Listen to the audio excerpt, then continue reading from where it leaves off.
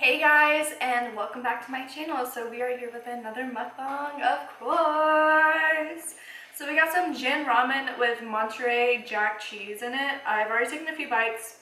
It's delicious. And then I also have some spam too from a few videos ago, probably like 2 or 3 videos ago. I made like spring roll spam rolls, and they were so good. So yeah, let's dig in. It's so hot, like temperature hot.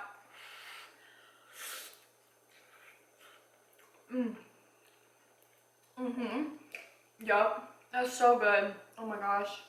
I got 2 packs of gin ramen. We have 2 packs left, so I need to go get more from the grocery store or the Asian H Mart store because I didn't realize how low I was on it. Earlier what I did, because I already ate a piece of spam too, I put it on this. Because whenever I film these mukbangs, I also post a mukbang on TikTok. So if you want to follow me on TikTok, feel free.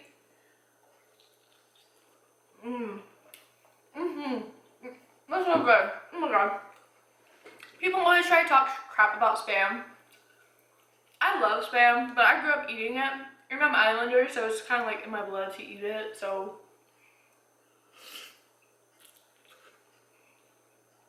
I don't really find it gross or anything, like some people do. But also too, I like mine like crispy, so. I just haven't had spam right. So today, we are talking about poisoning. Dun dun dun! So this is the case about what happened to Peggy Carr and her whole family. So this happened in 1989 in Florida, I believe. Florida. Peggy Carr was just a normal 41-year-old woman living her life. She was a waitress at a restaurant or worked at a restaurant. She had 3 kids, Jelena, Travis, and Dwayne. They were all from a previous marriage, and she was actually currently married to this guy named Pie. I know, right? We were named Pie. Okay. And Pie also had 2 kids of his own. One was named Tammy. The other one, I don't know. I couldn't really find it in reports, but he had 2 kids from a previous marriage. So by this time, in 1989, him and Pie and Peggy had been married for about 6 or 7 months now, right? And it's great. She's like head over heels in love with him. Like, her kids were saying how happy she was and that they hadn't seen her like that in a very long time, and they were just very happy for their mom. Well, Pie starts working late pretty often. Us women, when we have a feeling, usually it's right. Usually there's something going on. So she's like, you know what, like, I love him, but I feel like there's something going on because he's just staying unusually late at his work. It's very strange. So she skirts on over to his house, or to his work, and she notices that the parking lot is empty. Except for there are 2 cars in the parking lot at this time. It's pretty late at night. It's dark outside, so maybe around like 8 or even like 10 or 11 at night. She pulls up. She sees her husband's car, Pie's car, and parked right next to his car is one of his ex's cars. And she's like, I know your ex does not work here. So he was caught.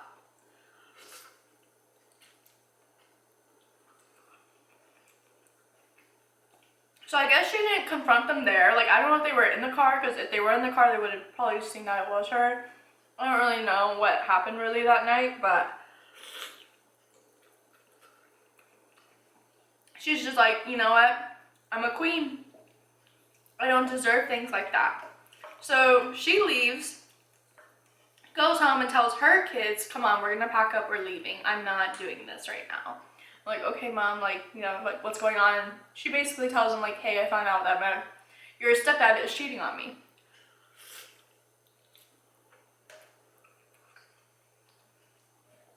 So they're like, okay. She leaves a note behind. It says how she loves him with all her heart and that she does want it to work, but she can't go on like this and she can't be treated like that, and that if he wants to live without her, it's something that she doesn't want to do, but she'll accept it. And then at the end she says, I love you with all my heart, pie. Well, I love pie too, so I feel you, girl. So after a little bit, they reconcile. He's like, okay, I'm gonna be a better man. Like, I promise. I'm not gonna cheat on you. She's like, okay, fine, I'll move back in. So her and her kids move back into the house. They eat a fried chicken dinner. They love it.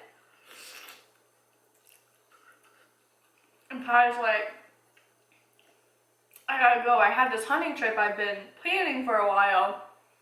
Or I can't cancel it, so I have to go on this hunting trip. I know you just moved in back in today, but I gotta go. She's like, okay, fine. It's okay. Right? I don't know if he was really truthful about that, but he goes on a hunting trip.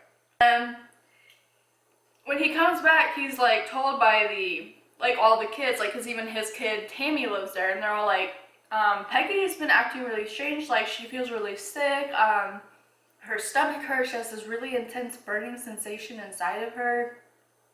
And he's like, it's just a virus, she's fine, she doesn't need to go to the hospital. But then it got to the point where she couldn't even move or get up, and then the kids were like, well, I'm gonna take my mom to the hospital. So he's like, okay, you can take her to the hospital, I'm gonna go to work, so I gotta go back to work after my hunting trip, so I'm going back to work. They're like, okay, cool, whatever. I would be annoyed if I was Peggy. I'd be like, sir, you better call in.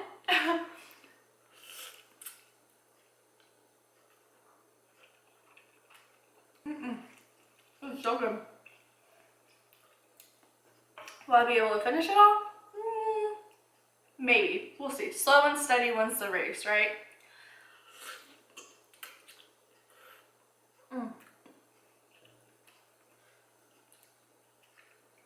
So, excuse you. So they take her to the hospital. The doctors are like, I'm sorry, like, we can't find anything wrong with her. Like, we ran a bunch of tests to, like, what sickness she could have, or she's just coming back, her tests are coming back clear. So, like, okay, send her back home. The only thing that they noticed was that she was losing, like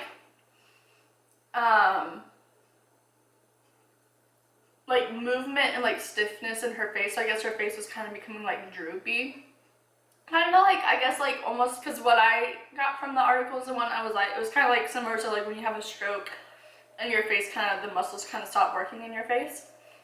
So they send her back home. They're like, just keep an eye on her, you know, whatever.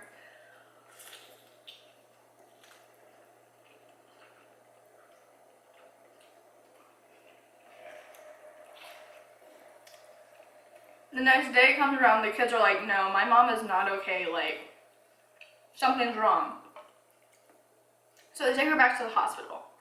They're running tests on her again, and the physicians and the doctors and everyone are like, I don't know what to do, like, I don't know what's wrong with her, like, sorry, like, we can't help you. But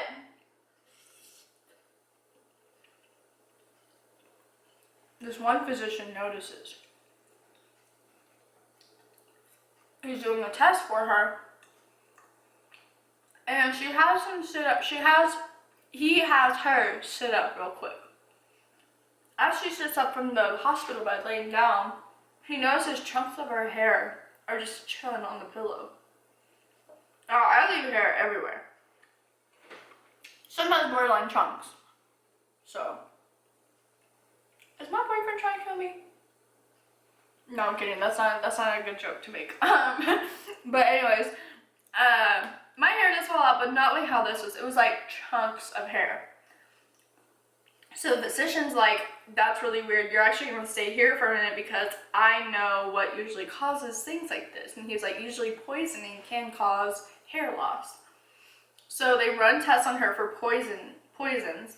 Comes back that she has thallium in her system. And I believe it was like 50 times more than like, I think it's like 1 gram will kill an adult. I think she had like 50 grams in her system at that point of thallium. So they're like, oh man, like this is not good. So she just keeps on declining more and more health-wise. Like, this is such an intense drug that it was actually banned back in 1972 because it was just so harsh. I think they used it in certain like chemical products and whatnot, and then they stopped using it. There's no cure and no antidote for it either, so keep that in mind. So they're like, okay, like we need to start testing things. And then as they're about to start testing things like in her house and whatnot, both of her kids get sick. Dwayne and Travis and Jelena, I think is how you're saying her name. They all got sick, but theirs was very moderate compared to their mom, so they had a smaller dosage in their system than she did. So since this is in Florida, they have like what do you call it?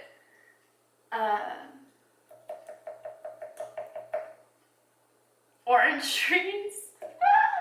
They have orange trees, so they were testing the orange trees, like the water, because they're like, well, maybe like the thallium got into the water system and maybe they ate these oranges and on the outside had the thallium. That's what gave them the thallium poisoning. They were checking their water, like their sewage, not their sewage, but like their water pipes and whatnot that like fed water into their house. They confiscated over 400 household items too, just to see if any of it contained thallium. Now, by this point, Peggy has completely lost all of her hair and she is now into a coma. So she's completely unresponsive. They also tested like the air quality, dust samples, like anything they could think of in the house, they you know, did it.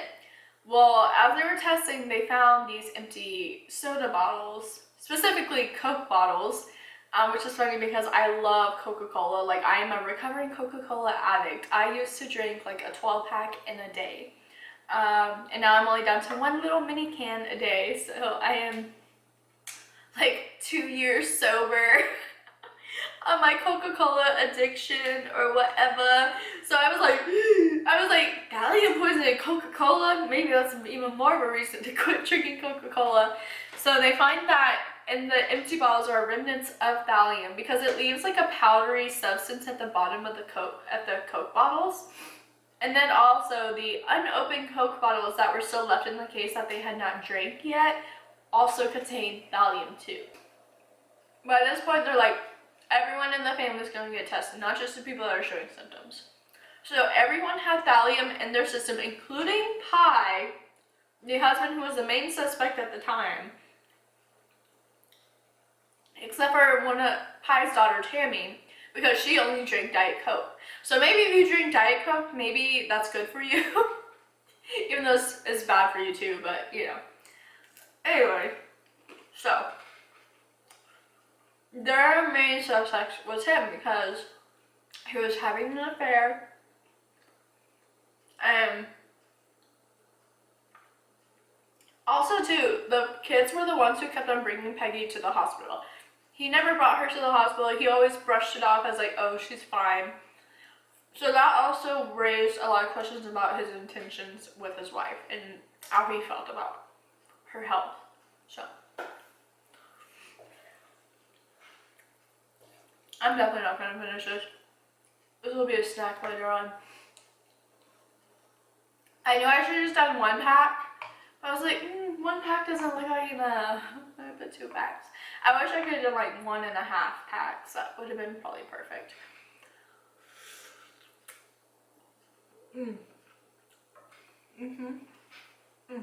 So good though. So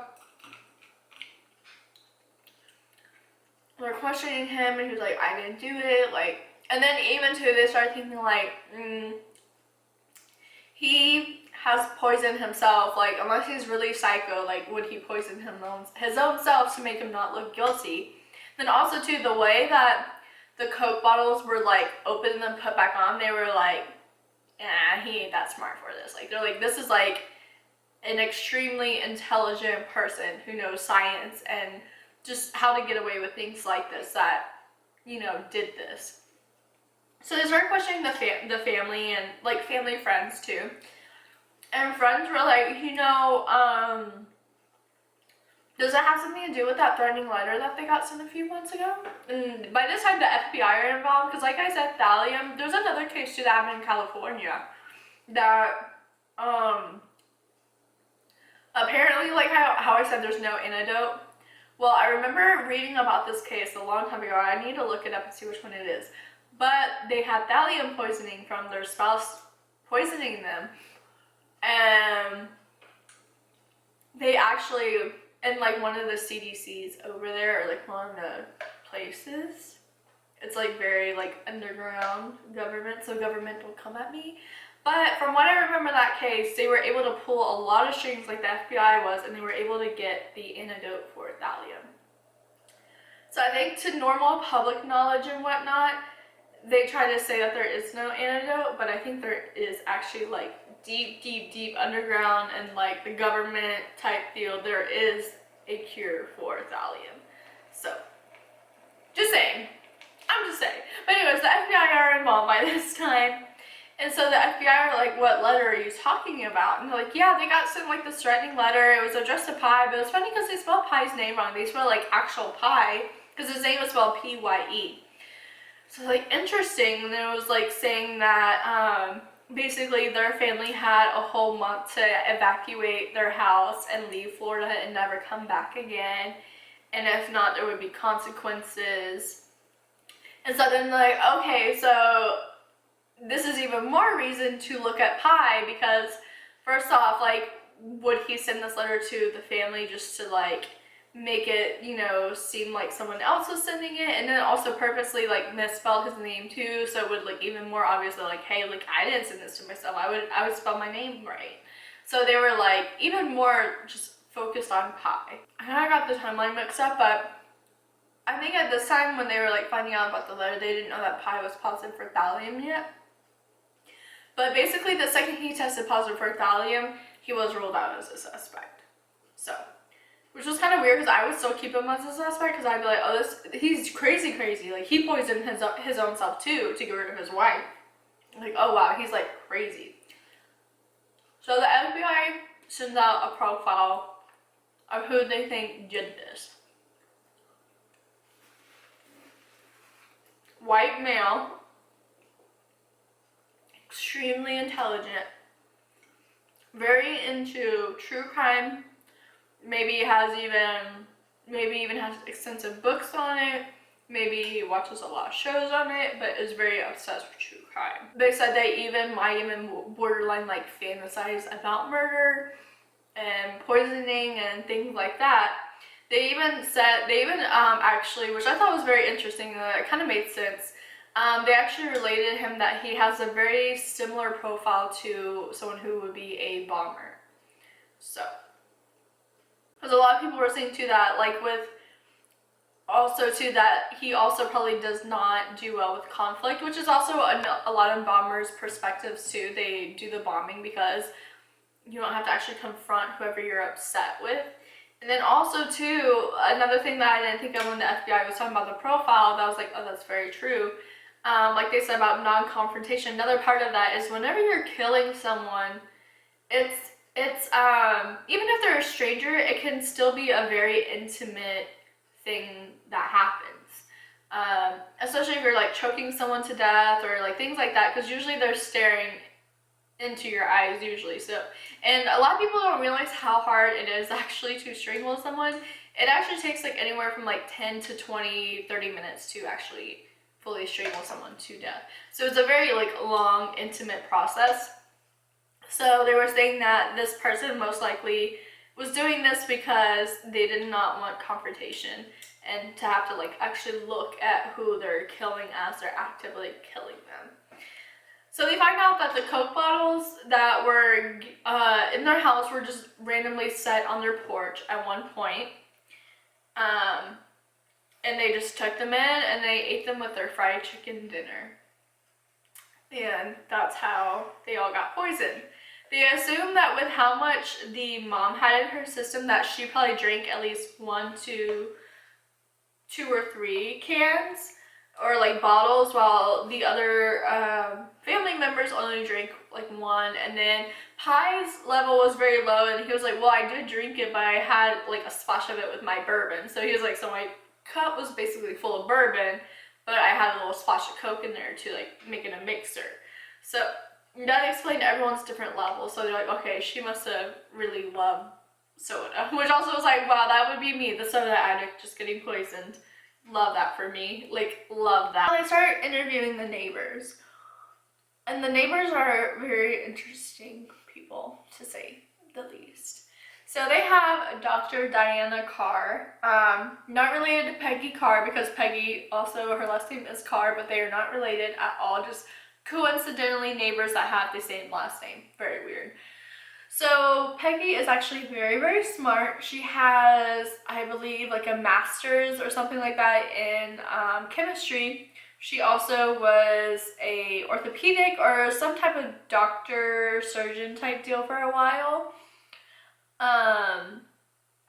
Her husband, very interesting person, George Treple, I don't know how you really say it, but we're just gonna name him George. George, her husband, is very interesting. So he's also very smart too. He is a freelance writer for like science articles. They both are in the top 2 percentile of IQs. So they were actually part of this group called Mensa, which is basically like anyone that's in the top 2 or 3% IQ range is like a club that you can like meet and talk about, you know, science and smart people stuff. So I wouldn't know, but you know. They also find out that Diana and Peggy have actually fought before. Well, not physically fought, but they got into an altercation about a week or 2 before Peggy actually fell sick. So about a week or 2 before, her kids are outside in the front yard playing music, or maybe in the garage. They're outside in their own yard playing music. Diana comes storming on over, and she's like, I'm tired of you kids playing this loud music, being a Karen, really just being a Karen. And Peggy comes out to defend her children because she's like, what is your problem, ma'am? Like, it's fine. Like, they're not disturbing anyone. They're not being like delinquents. Like, what's your issue? And the daughter was just talking about how like Diana just really didn't want to hear it. And she was like, and Peggy was not really like confrontational, or I guess she was just like, whatever, like it's not even that big of a deal. Like, you can be upset about it, I don't care. So Peggy turns around and starts walking away. She's like, I'm not doing this with you. I'm not like, I'm done. Like, I'm not gonna, you know, egg you on more or like engage with you more. And so Diana, she's walking away, she's like, this isn't over. Best believe this is not over. And they should have heeded her words, I'll tell you that much. So they're like, okay, you know, whatever. Like, they kind of brushed off. They're like, whatever, you know, like, are you gonna call the cops? Like, what do you mean this isn't over? Okay, whatever. The FBI also find out that George has a nice little record. Years ago, back in South Carolina, one of the Carolinas, he was actually busted for one of the biggest like in-house methamphetamine like drug things in a very, very long time. Probably the biggest one at that time, because it was like in the 70s, so it was probably one of the biggest ones they had ever done, ever. And they even interviewed one of the FBI agents who was involved in that case, and they were like, he's a criminal, yes, like he did prison time for it, but he is one of the smartest chemists I know. So they're like, okay, so we really are like this is most likely who did it, you know. So they're like, you know what, we need to get in, because by this time Peggy has now passed away, and the kids are now better. They all like recovered nicely, because like I said, they didn't really have that much of poisoning as she did. So Peggy has now passed away, and They're still just investigating, really trying to get anything on them, but it was all circumstantial evidence that they had on on Diana and on George. So they're like, okay, like we need to figure out a way. So now this is about a year into the whole investigation. And they come up with this idea to put in this undercover FBI agent named Susan. So there was like this big convention for the Mensa people. And they were able to get her on in there, you know. And she went undercover. And she was actually, because Diana and George actually did their own like little, what's the word? They did their own like segment. It starts with the S too, I think the word that I'm trying to think of. But they did their whole thing, and theirs is on murder. It's like a murder mystery that you had to like figure out. So she goes, it's kind of like Crime Con, but for like really, really, really smart people. So she goes undercover and she's like, okay, like hopefully I get to meet him and kind of infiltrate, because that's really what she's trying to do, is just meet him and get in with them as a friend. So she gets in there and she's given the murder mystery scenarios.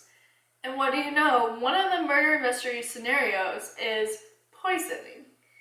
And it's very, very, very, very, very similar to a certain person's death that happened about a year ago. So Susan's like, oh man, this dude is like, he's really crazy, huh? So she actually meets him at that convention during his seminar, that's the word, seminar. I thought of the word. So he had like a murder mystery seminar at this Mensa thing.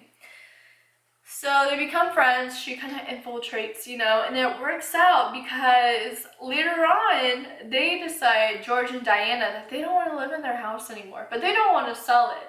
And Susan's like, well, you know, if you don't want to sell it, like, just rent it out to me. Like, I would love to live there. Like, I need a place to stay. So them being dum-dums, they're like, okay, yeah. So they let her move into the house. And they decide to leave their stuff too, which was kind of dumb too. I guess they were like, oh, we'll get our stuff eventually. Like, you know, like all my books and everything in my shed and all that. She was like, okay. So she moves in, and guess who also moves in with her? The FBI, almost instantly. So they instantly just like sweep the whole house. And it's crazy. There's just like tons of books on like poisons and just different murders and just all types of different things like that they found in the house. The biggest thing that they found, sorry, I thought my camera was not recording. The biggest thing that they did find was they did find thallium in one of the like cans in the garage. So they were like, bingo! So then with that, I guess there was enough evidence to go search their house. So they went and searched George and Diana's house. They found this like handwritten book, I believe it was handwritten, but it was like basically like a guideline for poisons. Like it was just like, what? Like, could you give yourself away anymore? This is a part, but I get a little confused about this case, but it's whatever, it's fine. So they go and make an arrest. Now for me, I'm thinking, oh, so they're gonna arrest both of them. Because Diana did threaten Peggy. So Diana most likely knew what was going on. Diana was probably honestly the one who dropped the coke off on the front door.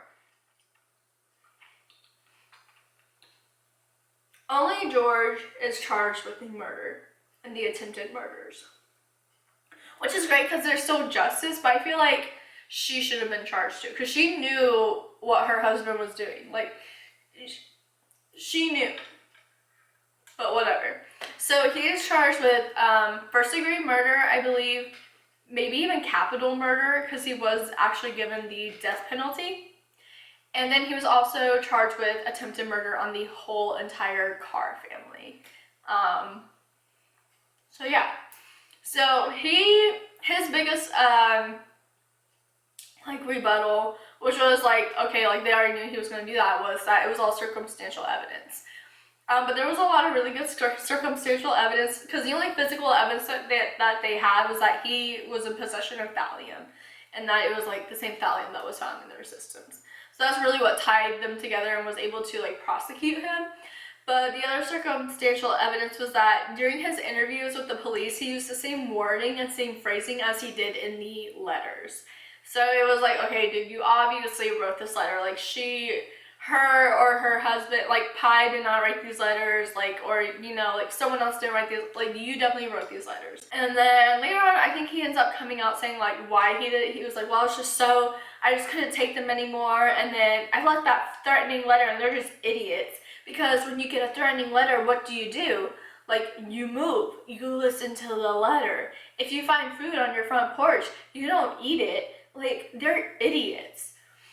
So he was really like, he really had a vendetta for them, so I guess it's good that he was the one who was locked up, but I still feel like the wife should have been locked up too, right?